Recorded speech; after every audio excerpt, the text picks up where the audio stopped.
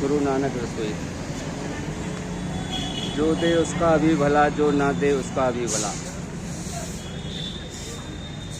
और नित्य प्रतिदिन अरदास बेनती की जाती है सतगुरु सच्चे पिता वाहिगुरु इस रसोई के लिए अपना योगदान दे रहे हैं, जो उनके परिवारों में सदैव खुशियाँ लाना और कारोबारों में तरक्की, उनके बच्चों को कामयाबी, गलत रास्ते से ना जाएं बच्चे गलत रास्ते पर, ऐसी समझ बख्शना।